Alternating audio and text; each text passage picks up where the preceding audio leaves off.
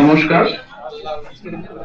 মধ্যাহ্নভোজের বিরতির পর আমরা আবার এখানে মিলিত হয়েছি। আজকে আমাদের এফডিপির দ্বিতীয় দিন। আজকের দিনের প্রথম অধিবেশনে আমরা ডক্টর মধুমিতা রায়ের ক্যান্সার বিষয়ে সচেতনতার জন্য মূল্যবান বক্তব্য শুনেছি। এবারে আমাদের শুরু হবে দ্বিতীয় অধিবেশন।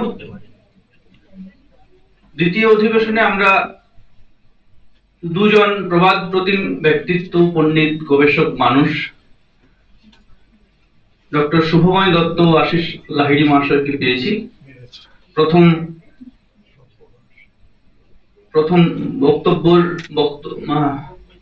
বক্তব্যের জন্য আমরা ডেকে নেব ডক্টর শুভময় দত্তকে। ডক্টর শুভময় দত্ত, তার নাম এবং তার কাজ, ইন্টারডিসিপ্লিনারি যে কাজ, তার একটি চূড়ান্ত এবং ভালো সর্বোচ্চ নিদর্শন বলা যেতে পারে। তিনি গণিত বিষয়ে পিএইচডি, আবার কাজ করছেন সুর, তাল, সঙ্গীত, শাস্ত্রীয় সঙ্গীত, এসব বিষয়ে। খুবই তার সিভি দেখে আমাদের একটা আলাদা অনুভূতি এবং ভালো লাগার বোধ তৈরি হচ্ছে।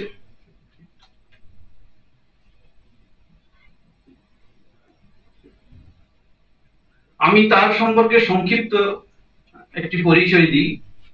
আমাদের বিশেষ করে যারা অনলাইনে আছেন, অবাঙালি কয়েকজন আছেন, তাদের জন্য বলি। Doctor Shubhomoy Datta has completed PhD in Applied Mathematics from IIT Roorkee. Postdoc from Purdue University. He has 16 years of experience in working with several world-renowned R&D companies like Jeff, Frederick, Seffen, COMSOL Multiphysics. Also, he writes regularly in various little magazines of Hindustani classical music and fluid mechanics. Interdisciplinary কাজ সম্ভবত একেই বলে। আমরা আমন্ত্রণ জানাচ্ছি doctor Shubhamoy দত্তকে তার মূল্যবান বক্তব্য পেশ করার জন্য।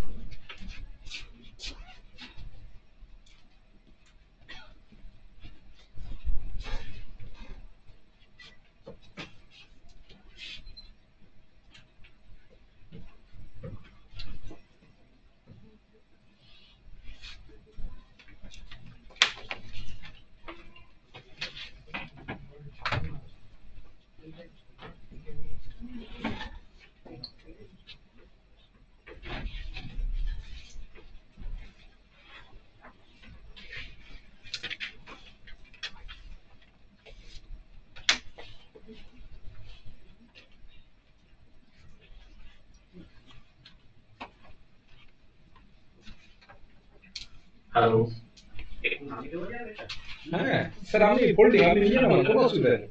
হ্যাঁ ঠিক আছে, তাহলে কি ইংরেজি বাংলা মিশিয়ে বলবো, তাই তো? ঠিক আছে। আজকে আমি কিন্তু যে বিষয়টা নিয়ে বলছি, হিন্দুস্তানি ক্লাসিক্যাল মিউজিকের দুটো দিক নিয়ে। আমার প্রথম অংশটা যেটা আমি বলবো সেটা হলো খানিকটা বিজ্ঞান এবং এস্থেটিক্স নিয়ে, আর দ্বিতীয় অংশে আমি কিছু অ্যানেকডোটস নিয়ে বলবো। কেন সেই অ্যানেকডোটস গুলো নিয়ে বলবো সেটা যখন আমি বলবো তখনই আপনারা বুঝতে পারবেন। আমি এখানকার ইন্টারনাল কোয়ালিটি অ্যাসুরেন্স সেলকে ধন্যবাদ জানাচ্ছি আমাকে বক্তা হিসেবে আমন্ত্রণ করার জন্য। এই বক্তব্য শুরু করার জন্য প্রথমেই, যেহেতু আমি মিক্স মোডে বলছি, মানে খানিকটা ইংরেজি খানিকটা বাংলা, আমি ইংরেজি বাংলা মিশিয়ে বলছি সবার জন্য। To start on this topic, I will refer on to the fundamental work of Dr. Ashit De, an eminent quantum field theorist and musicologist. He was the head of the theoretical physics unit in the Shaha Institute and served as the chairman of the recruitment committee of that institute for about 5 years. অসিতদাকে যারা পদার্থবিজ্ঞানের লোক খুব ভালো করে, তাত্ত্বিক পদার্থবিজ্ঞানের লোক যারা খুব ভালো করেই চেনেন, কিন্তু একটা দিক অনেকেই জানেন না, যে হলো উনি একটা কিন্তু বিরাট ধারা, মানে সঙ্গীত তত্ত্বের একটি বিরাট ধারাকে বহন করে নিয়ে চলেছেন। যে ধারাটি শুরু করেছিলেন অমিয়নাথ সান্যাল। আমি একটু পরেই অমিয়নাথ সান্যালকে সেটাও বলবো। প্রথমে আমি শুরু করছি এই বিষয়ে হঠাৎ আমি ইন্টারেস্টেড হলাম কেন। কারণ আমার পরবর্তী বক্তা শ্রী আশিস লাহিড়ী আমাকে 2.5 বছর আগে একটি কাজে যুক্ত করে, যে কাজটি ওনার ভাই শ্রী সৌমিত্র লাহিড়ী শুরু করেছিলেন। সেটি হলো আমাদের খুব দুর্ভাগ্যজনক বিষয় যে আমাদের ভারতবর্ষে দুটো বড় প্রতিষ্ঠান আছে। একটি প্রতিষ্ঠানের নাম সঙ্গীত নাটক একাডেমি, আরেকটি প্রতিষ্ঠানের নাম সঙ্গীত রিসার্চ একাডেমি, আইটিসি দ্বারা পরিচালিত। কিন্তু এই দুটো ইনস্টিটিউট থেকেই গত 200 বছরের ফ্রেমওয়ার্কে হলো একটা ক্যাটালগ পাওয়া যায় না নর্থ ইন্ডিয়ান ক্লাসিক্যাল মিউজিশিয়ানদের, মানে আমরা পাবোই না। খানিকটা পাওয়া যায় ঠাকুর জয়দেব সিং এর একটি বই বেরিয়েছিল ইন্ডিয়ান মিউজিক বলে, সেখানে 55-56 জন।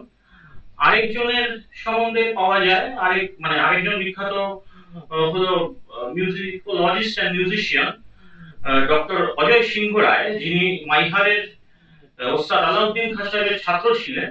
আলাউদ্দিন খাঁ সাহেব ওনাকে পারফর্মার হতে না বলে বলেছিলেন যে রবিশঙ্কর, নিখিল ব্যানার্জি, আমার ছেলে, এরা যখন পারফর্মারই হলেন তুই কিন্তু শেখাবি এবং গবেষণা করবি। তো তাই অজয় সিংহ রায় একটা চেষ্টা করেছিলেন, যেটা প্রতিক্ষণ থেকে বেরিয়েছিল, প্রকাশিত হয়েছিল, কিন্তু সেই বইটিও এখন বাজারে পাওয়া যায় না, সেখানেও খুব বেশি নেই। তো আমি এই যে প্রজেক্টটায় যুক্ত হই, সেই প্রজেক্টটা সৌমিত্র লাহিড়ী করছিলেন, যে হিন্দুস্তানি মার্গ সঙ্গীতের হলো একটি চরিতা বিধান 1800 থেকে 2000 হলো। এই সময় উনি করতে করতে মানে 3 জন কি 4 জনের হলো এন্ট্রি লেখার পরে উনি মারা যান হার্ট অ্যাটাকে। তারপরে এই প্রজেক্টটা বন্ধ ছিল। আশিসদার সঙ্গে আমার দেখা হওয়ার পরেই আশিসদা আমাকে বলেন এই প্রজেক্টটা চালু করতে, এবং খানিকটা হঠাৎ করেই করেন, আমাকে না বলে শুধু পরিচয় করাতে সাহিত্য সংসদে নিয়ে গিয়ে বলে দেয় এই হলো সেই ছেলে, এই বইটা করবে। এবার ভাবুন, আমি ফ্লুইড মেকানিক্স নিয়ে একটা ফুল টাইম গবেষক, আমাকে এখন একটা যদি এনসাইক্লোপিডিয়ার মতো কাজ করতে হয়, তো সেখানে আমি এটাই ভাবলাম যে 5টা করে ভাবি। তো সেই করতে করতে সেটা একটা শেষের জায়গায় চলে এসেছে। সেটা প্রায় 402 জন মিউজিশিয়ানের ইন ডিটেল কাজ আছে ওখানে। তার সঙ্গে এই অমিয়নাথ সান্যাল এদের কথা আসছে, কারণ আমি কিছু পরিশিষ্ট লিখেছি যেখানে খুব ইন ডিটেইলড হলো জিনিওলজিক্যাল ট্রি নিয়ে আছে, বংশলতিকা প্লাস ঘরানার যে তালিকা বা ঘরানা ট্রি যেটাকে বলে। ধরুন ফর এক্সাম্পল শ্রেণী ঘরানা, এই শ্রেণী ঘরানার হলো 7-8টা ডিফারেন্ট স্ট্রিমস আছে। এবার আমি চেষ্টা করব, যেহেতু আমি একজন পেশাদার ইতিহাসবিদ নই, তাই আমি চেষ্টা করব সবকটাই রাখতে, কিন্তু অনেক সময় রাখেন না। মানে যেমন বিজ্ঞানের একটা পদ্ধতি আছে, সব সাবজেক্টেরই তো একটা বিষয়ের তো একটা পদ্ধতি আছে, সেই পদ্ধতিটা যদি আমি না জানি, তাহলে আমি তো হঠাৎ করে এই শ্রেণী ঘরানার ট্রিটা ঠিক আর ওইটা ঠিক নয় এটা বলতে পারি না। আমার উচিত সেটা ছেড়ে দেওয়া পাঠকদের কাছে, যে সবকটাই আমি দিলাম। এই করতে গিয়ে আমার আলাপ হয়ে যায় ডক্টর অসিত দের সাথে। হলো উনি একটি বিশাল কাজ করছিলেন, এবার সেই কাজে আসি, এখনো করছেন, যেটা শুরু করেছিলেন অমিয়নাথ সান্যাল।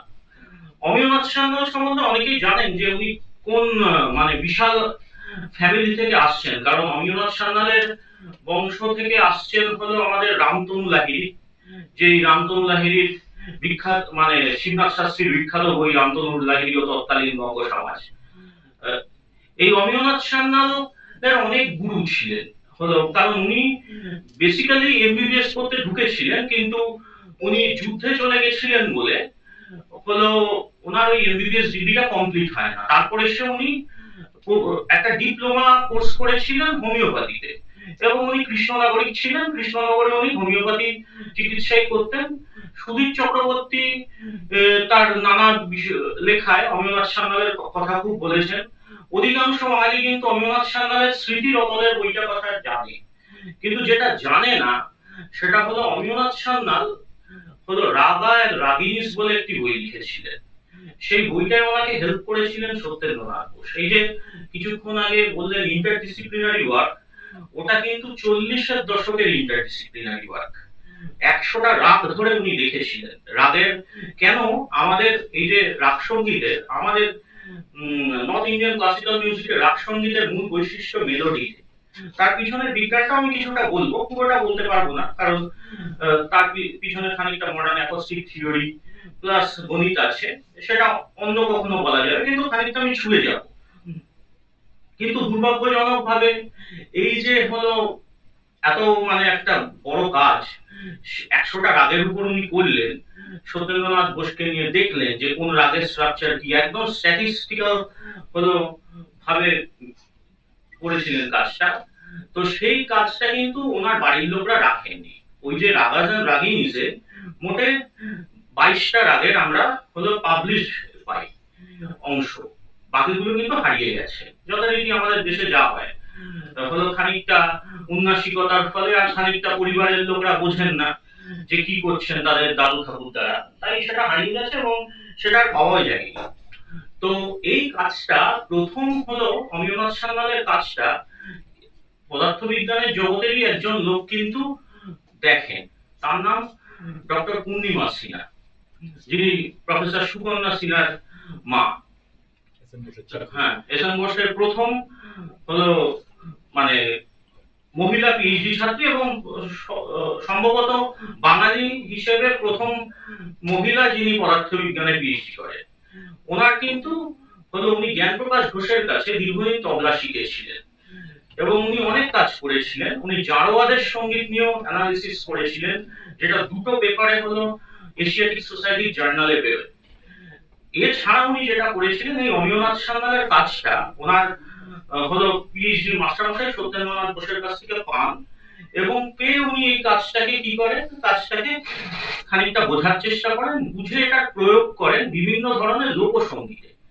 অ্যাকচুয়ালি এই বিষয়টা কি আমি খানিকটা পরে আসবো। এটা মাতৃকা পদ্ধতি, মানে 4 স্বরের মাতৃকা 4 স্বরের একটা স্ট্রাকচার, যে স্ট্রাকচার মেলোডিক স্ট্রাকচার দিয়ে আমরা কিন্তু বিভিন্ন রাগকে, আমাদের যত রাগ আছে নর্থ ইন্ডিয়ান মিউজিকে, আমরা কিন্তু সেই রাগগুলোকে তার মেলোডিক স্ট্রাকচারকে ব্যাখ্যা করতে পারি এই মাতৃকা পদ্ধতি দিয়ে।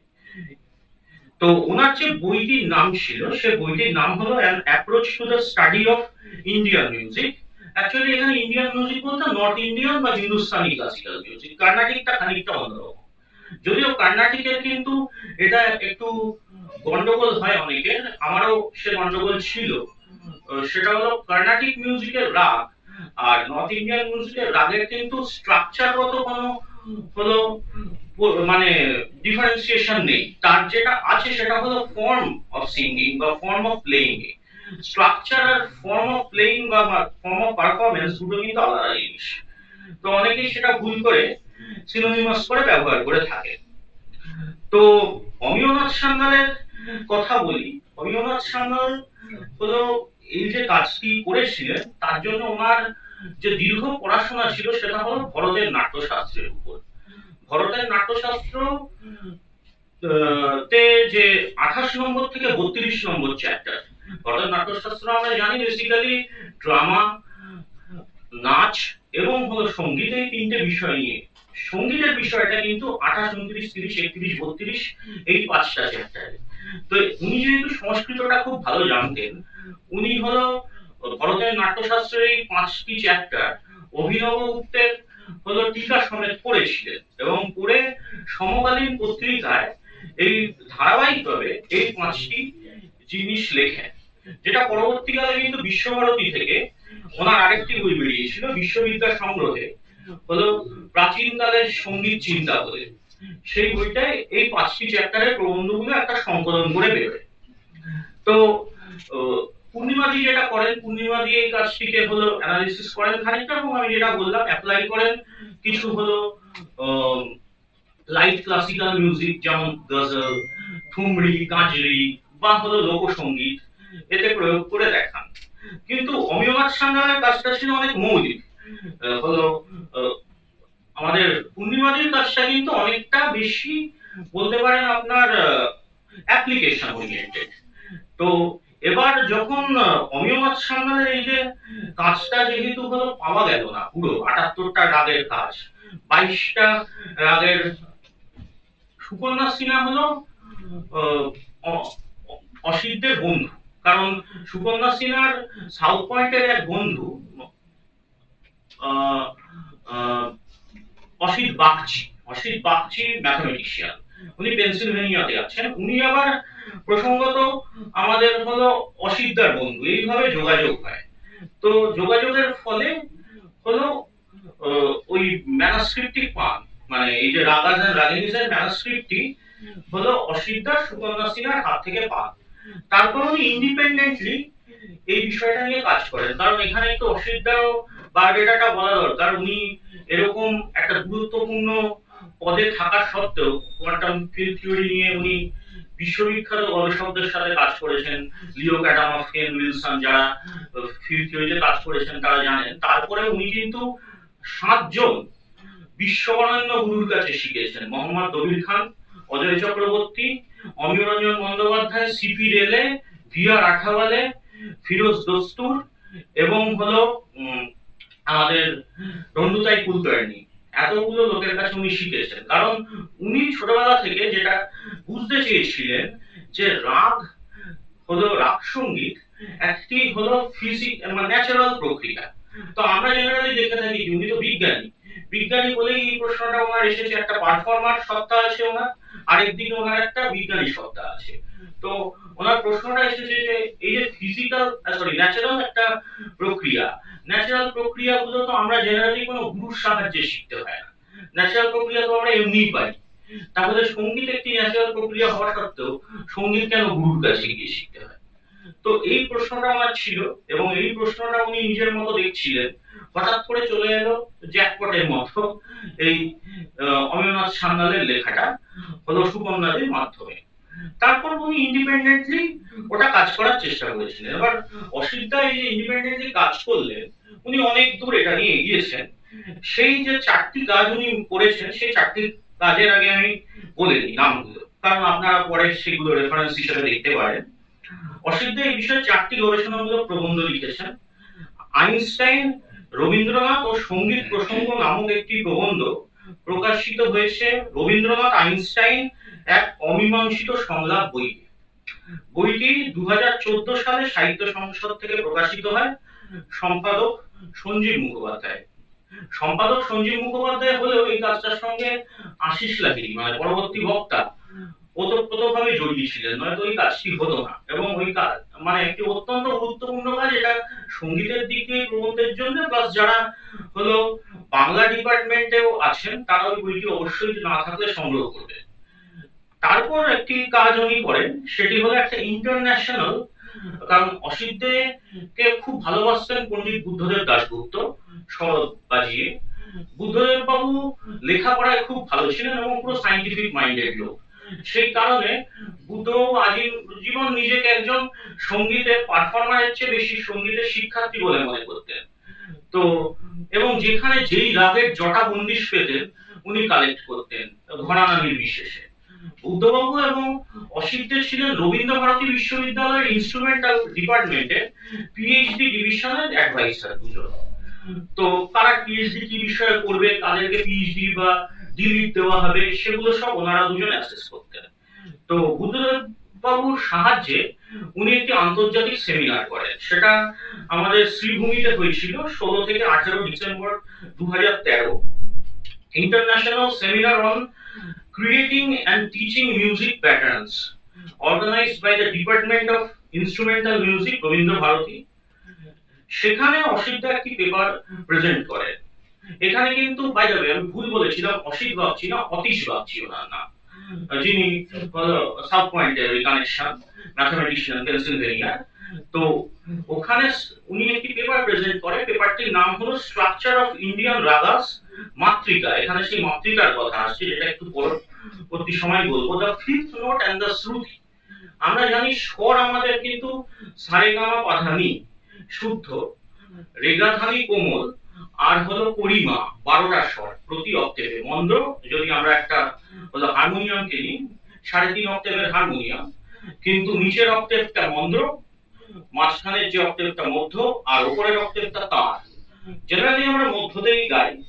এই বিষয়ে একটু একটা অ্যানেকডোট দিতে পারি যে দুজন গায়ক গায়িকা, একজন, আমি দুটো জেন্ডার থেকেই বলছি, হলো যারা এই 3 অক্টেভে গাইতে পারতেন আমাদের হিন্দুস্তানি ক্লাসিক্যাল মিউজিকে, তাদের নাম হলো, একজন ছিলেন ওস্তাদ বরেদুলাম আলী খান, যিনি 3 অক্টেভে গাইতে পারতেন, আরো অক্টেভ থাকলে উনি তুলতে পারতেন, নামাতে পারতেন। আরেকজনও পারতেন, তার নাম হলো মহিলা, তিনি, তার নাম শুভশ্রী কেশরবাই কেরকার, যার হলো ভয়েজারে আছে। তো কেশরভাই কেরকারের যদি প্রথম দিককার গান শোনেন, যে গানগুলো হলো পরের দিকে উনি পারতেন না, কিন্তু প্রথম দিকের গান যদি কেউ শোনেন, যখন উনি আলাদিয়া খাঁ সাহেবের কাছে একদম আছেন, তখন কিন্তু উনি পারতেন সেই জয়পুরের একদম স্পেশালিটি, যেটা আলাদিয়া খাঁ সাহেবের ছেলে হুরজি খান পারতেন, কিন্তু কেউ হুরজি খানের কোনো রেকর্ডিং শোনেনি, তাই যেটা ডকুমেন্ট নেই তার নিদর্শন তো আমি দেখাতে পারবো না, কিন্তু যেটা আছে সেটা আমি দেখাতে পারবো। তো এবং এখানেই চলে আসছে কিন্তু এই ফিফথ নোটের কথা, যেটা আমরা দেখাবো। পা, শরৎ পঞ্চম, একটা সংবাদ সম্পর্ক আসবে। আর শ্রুতি, শ্রুতি 12টা স্বর কিন্তু 22টা শ্রুতি।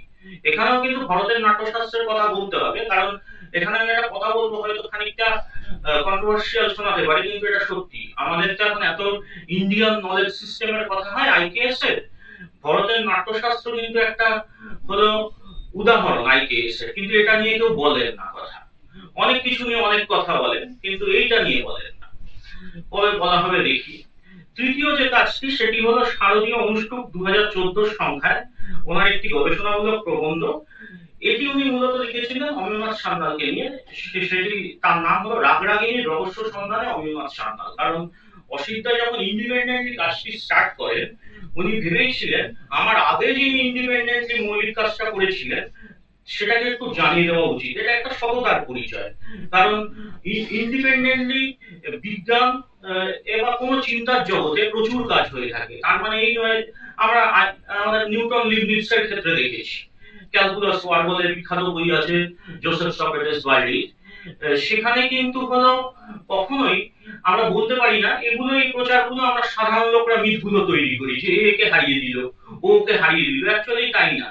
দুজন চিন্তাবিদ, মহান চিন্তাবিদ আলাদাভাবে ভাবছেন, স্বতন্ত্রভাবে ভাবছেন, এবং সেই স্বতন্ত্র মেথডোলজিটা থেকে কিন্তু একটা অন্য এপিস্টেমোলজি মানে জ্ঞান তত্ত্ব তৈরি হয়। সেটাই আমাদের নেওয়া উচিত, মানে ওই মেথডটাকে গ্রহণ করা উচিত, তাদের মধ্যে ঝগড়াটা দেখা উচিত না। মানে একটু তো আমাদের ঝাড়াই বাছাই করা উচিত।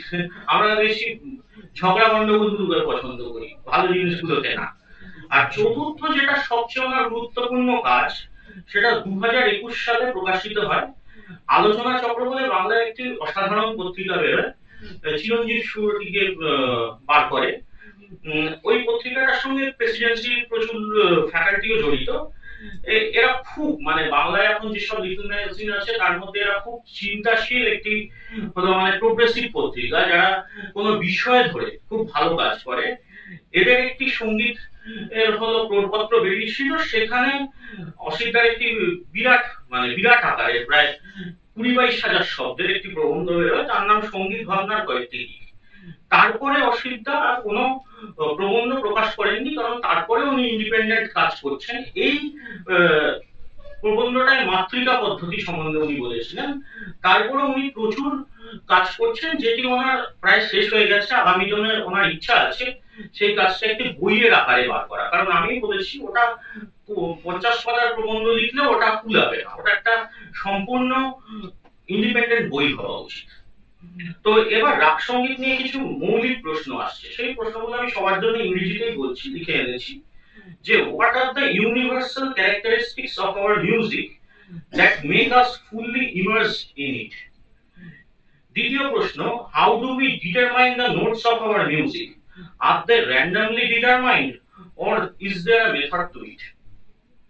কারণ সবকিছুরই মেথড থাকে, ভাববেন না আমরা অনেক সময় ভাবি একজন শিল্পী মুডের অনুযায়ী, কিন্তু সেই মুডের পিছনে তার কিন্তু অন্তত 3 দশক 4 দশকের তালিম এবং রেয়াজ থাকে।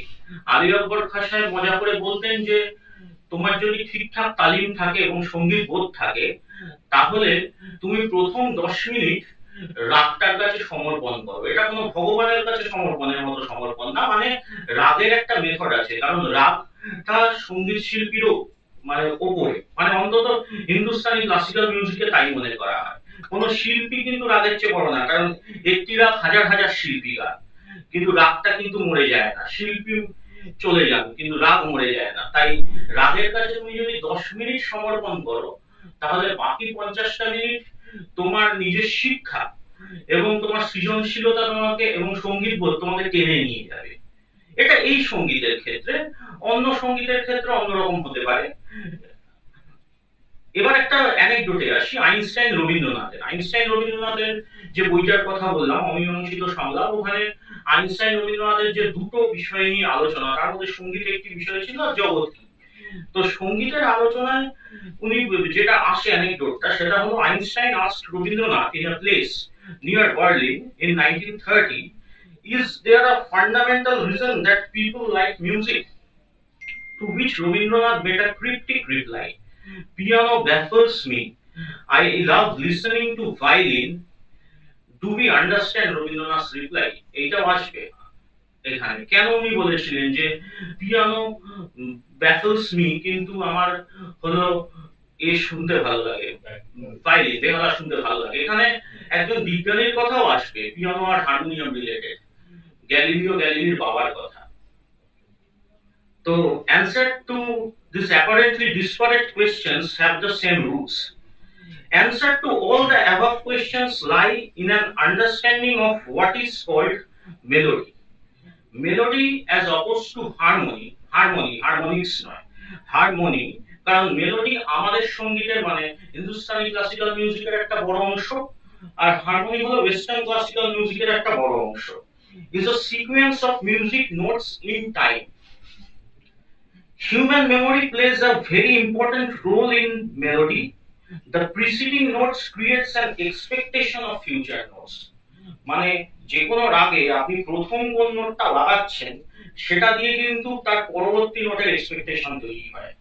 এবং হলো আপনি দেখতে পাবেন, এই আজকে সকালে আশিসদাকে আমি একটা পাঠিয়েছিলাম, বুদ্ধদেব দাশগুপ্ত শুদ্ধ করলাম, একজন বড় শিল্পী, শ্রেষ্ঠ পর্যায়ের শিল্পী, কিন্তু চাইলে একটা 50 মিনিটের রাগকে যেটা বাজাতে পারেন, সেটা 2 মিনিটেও প্রকাশ করে দিতে পারেন। ওখানে কিন্তু ওর শিক্ষা এবং চিন্তা এক পয়েন্টে এসে মিলেছে। শুধু চিন্তা শিক্ষাবিহীন হলে এখানে কিন্তু হবে না। এখানে আমার ক্রিয়েটিভ ফ্রিডমটা কিন্তু একটা খাঁচার ভিতরে, ওই রবীন্দ্রনাথের কথা যে আমি খাঁচাটা ভেঙেছি কিন্তু বাসাটাকে ছাড়িনি, এই হলো ব্যাপার। তো this expectation follow laws of nature and are universal. When the expectation is satisfied, the performer and listeners are pleased. এবার সব পারফর্মার তো বিজ্ঞানের লোক না, যেগুলো বুঝে করবেন। অসিদ্ধা, আমি, পূর্ণিমাদি, অমিয়নাথ সান্যাল, এরা বিজ্ঞানের ব্যাকগ্রাউন্ড থেকে এটাকে বৈজ্ঞানিক ভাবে যতটা পেরেছি বোঝার চেষ্টা করেছি। কিন্তু ঠিকভাবে করলে এই বিজ্ঞানের পদ্ধতিগুলো সব যে কোনো ভালো সঙ্গীত শিল্পী কিন্তু ফলো করতে যান। বড় গুলাম আলী খান বা আলী আকবর খাঁ সাহেবের ব্যাখ্যাটা দিতে পারবেন না, বাজিয়ে দেখিয়ে দেবেন, কিন্তু দেখা যাবে ওটাকে অ্যানালিসিস করলে যে ওটা একটা অঙ্ক ফলো করছে, একটা ফিজিক্স ফলো করছে। তো কিন্তু গান বাজনা একেবারেই মানে এই টকের পর যেন কারণ না মনে হয় যে গান বাজনা ইকুয়ালস টু ম্যাথমেটিক্স, বা গান বাজনা is equal to mathematics plus physics plus aesthetics, তিনটে, এবং plus the psychology of the musician. The notion of melody. Melody is a pleasing combination of music notes characterized primarily by their pitch. Each melody is a fixed tonic. Choice of the tonic does not change the melody. Relative positions of notes are important, not their absolute positions. এবারে মজার জায়গা আছে। আছে যে কেন relative position. এই যে কিছুক্ষণ আগে আমি স্বর আর শ্রুতির কথা বললাম, 12টা হলো স্বর কিন্তু 22টা শ্রুতি। স্বরে কিন্তু আমরা দাঁড়াতে পারি, স্বরটা ধরতে পারেন অনেকটা ওই ট্রেনের স্টেশনের মতো, কিন্তু দুটো স্টেশনের মাঝখানে যে ট্রেনটা আস্তে জোরে চলে যাচ্ছে ওটা হলো শ্রুতি। এবং শ্রুতিটা কিন্তু ডিটারমাইন্ড হয় রিলেটিভ পজিশনস, মানে পায়ের রিলেটিভ পজিশন উইথ সরোজ, মানে আমরা পঞ্চমের relative position with the Saroj, বা মধ্যমের রিলেটিভ পজিশন, মায়ের relative position with the Saroj সা, এগুলো কিন্তু ডিটারমাইন করে শ্রুতিটা। এবং আমরা অবাক হয়ে যাব কিছুক্ষণ পর যে হলো ভরতের নাট্যশাস্ত্রে কিন্তু দুটো বীণার এক্সপেরিমেন্ট করে, একটা মেটালিক বীণা আর একটা উডেন বীণা দিয়ে দেখানো হয়েছিল যে হলো কিভাবে 22টি শ্রুতি আসে।